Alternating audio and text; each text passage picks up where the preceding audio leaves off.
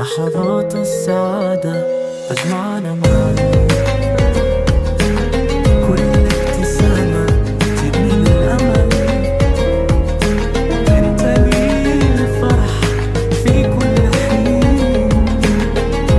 معك أشعر بأني كامل. لحظات السعادة. Bismillahirrahmanirrahim. Assalamualaikum warahmatullahi wabarakatuh.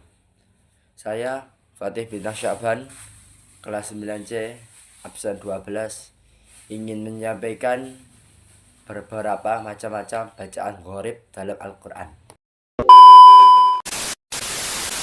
Halo teman-teman. Loh, teman-teman tahu nggak ada macam-macam bacaan gharib yang terdapat di Al-Quran? Nah, di video kali ini aku akan membahas 5 bacaan gharib yang terdapat di Al-Quran. Simak sampai habis ya. Bacaan gharib dalam Al-Quran yang pertama ialah imalah. Imalah secara bahasa berarti cenderung atau belok. Dalam istilah qiraat, imalah berarti sedikit membunyikan fathah ke arah kasroh. Jadi setengah kasroh dan setengah fathah. Yang umumnya fathah itu A dan kasroh itu I, maka di antara tengah-tengah itu sehingga bunyinya menjadi E. Ya, menurut Imam Hafiz hanya ada satu bacaan yang dibaca imalah, yaitu pada surat Hud ayat 41 yang berbunyi waqalarkabu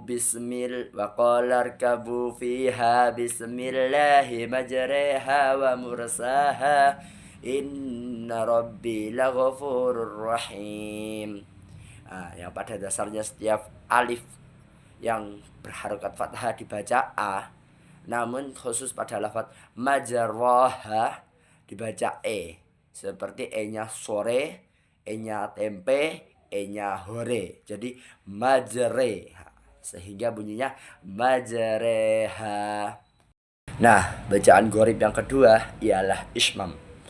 Ismam menurut istilah berarti memasukkan unsur domah pada sukun dengan cara memoncongkan bibir. Terdapat satu bacaan Al-Quran yang dibaca ismam menurut riwayat Hafiz, yaitu pada surah Yusuf ayat 11 yang berbunyi qalu ya abana malaka la ta'manna ala Yusuf wa inna lahu lanasihun. Nah, pada saat membaca la ta'manna itu terdapat pada huruf nun, bibir kita perlu dimoncongkan menyerupai bentuk bibir pada saat membaca dhammah. Karena bacaan awalnya yaitu la ta'manuna diganti karena ada bacaan ismam jadi la ta'manna. Tuh, makanya kita itu bacaan u-nya tidak perlu dibunyikan, hanya bibir saja yang tetap dimonyongkan. Jadi tidak perlu dibaca la ta'manna, tidak perlu, hanya la ta'manna. Nah, bacaan gharib yang ketiga ialah saktah. Saktah secara istilah berarti berhenti sebentar tanpa pengambilan nafas. Terdapat 4 bacaan dalam Al-Quran yang dibaca saktah, yaitu pada surah Al-Kahfi ayat 1 hingga 2 yang berbunyi alhamdulillahilladzi anzala ala abdihil kitaba wa lam yaj'al lahu iwaja qayyima. Nah, di antara lafaz qayyima dengan iwaja terdapat bacaan saktah, yaitu berhenti sejenak tanpa pengambilan nafas sehingga bunyinya menjadi iwaja qayyima gitu. Nah, yang kedua terdapat pada surah Yasin ayat 52, yaitu man ba'atsana mim marqadina hada ma wa'adar rahmanu wa sadaqal mursalun. Bacaan sakta pada ayat ini terletak pada man marqadina hada. Setelah itu yang ketiga pada surah Al-Qiyamah ayat 27. Kalla idza balaghatit taraqiya wa qila man raq. Nah, bacaan sakta pada ayat ini terletak pada wa qila man raq. Setelah itu yang keempat yaitu pada surah Al-Mutaffifin ayat 14.